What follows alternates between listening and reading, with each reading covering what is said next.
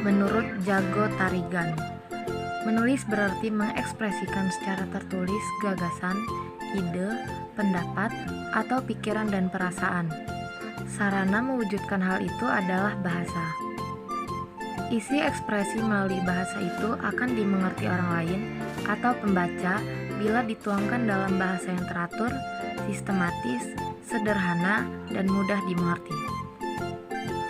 Menurut Lado, menulis adalah meletakkan simbol grafis yang mewakili bahasa yang dimengerti oleh orang lain. Jadi, orang lain dapat membaca simbol grafis itu jika mengetahui bahwa itu menjadi bagian dari ekspresi bahasa. Definisi menulis, bahwa menulis merupakan komunikasi tidak langsung yang berupa pemindahan pikiran atau perasaan dengan memanfaatkan grafologi, struktur bahasa, dan kosakata dengan menggunakan simbol-simbol sehingga dapat dibaca seperti apa yang diwakili oleh simbol tersebut.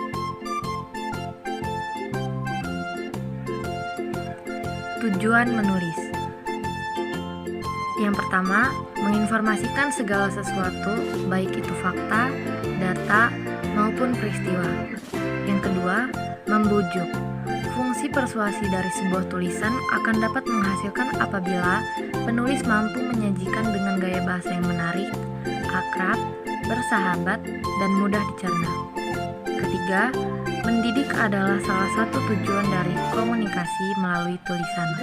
Melalui membaca hasil tulisan, wawasan pengetahuan seseorang akan terus bertambah. Yang keempat, menghibur. Jenis-jenis penulisan.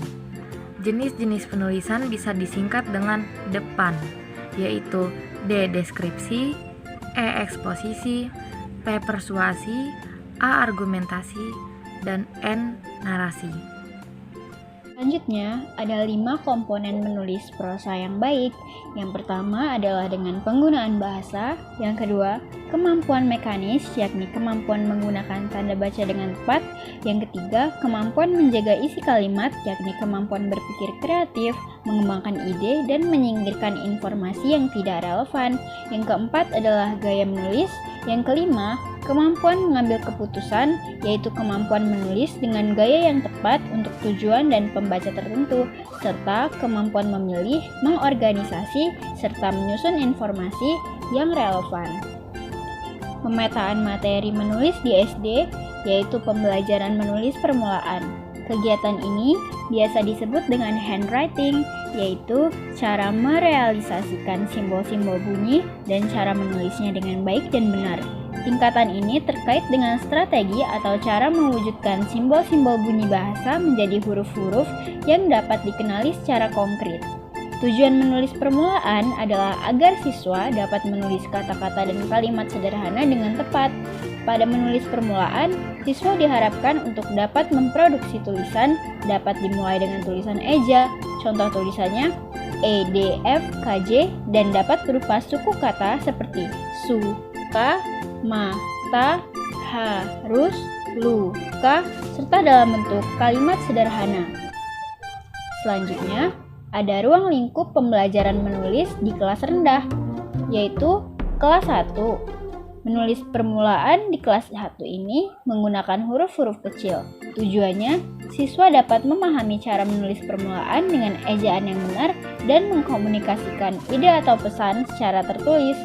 Lalu kelas 2. Menulis permulaan di kelas 2 menggunakan huruf-huruf besar pada awal kalimat dan penggunaan tanda baca.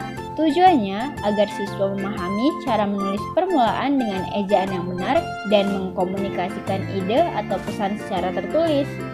Pelajaran menulis lanjutan terdapat di kelas 3, 4, 5, dan juga 6. Nah, apa sih tujuan menulis lanjut ini?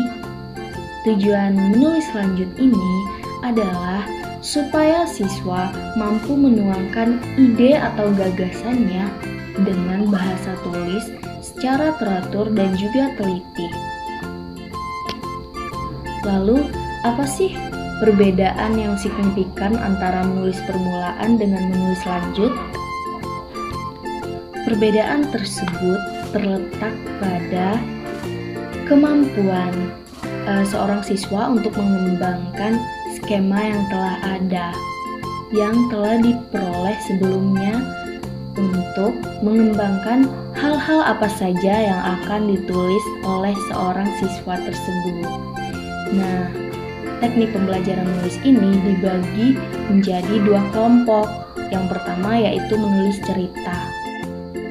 Nah, menulis cerita ini memiliki 6 teknik. Yang pertama yaitu menyusun kalimat. Teknik ini dapat dilakukan dengan cara menjawab pertanyaan, melengkapi kalimat, memperbaiki susunan kalimat, memperluas kalimat, substitusi, transformasi, dan membentuk sebuah kalimat. Yang kedua yaitu teknik memperkenalkan cerita. Nah, teknik ini meliputi baca dan tulis serta simak dan tulis. Yang ketiga yaitu meniru model. Dan yang keempat menyusun paragraf. Nah, tujuan menyusun paragraf ini agar dalam sebuah cerita atau sebuah karangan cerita itu tidak rancu atau ceritanya tidak aneh. Jadi berkesinambungan antara paragraf 1, paragraf 2, dan seterusnya. Yang kelima yaitu menceritakan kembali. Dan yang terakhir atau finishingnya yaitu membuat sebuah cerita. Nah, teknik yang kedua yaitu menulis untuk keperluan sehari-hari. Menulis untuk keperluan sehari-hari ini meliputi ragam menulis, yakni menulis surat kabar, menulis pengumuman, mengisi formulir, menulis surat undangan, serta membuat iklan dan menyusun CV. Nah, model pembelajaran menulis cerita atau cerpen di SD itu meliputi yang pertama ada menceritakan gambar, yang kedua melanjutkan cerita lain, yang ketiga menceritakan mimpi, yang keempat menceritakan pengalaman, dan yang terakhir yaitu menceritakan cita-cita.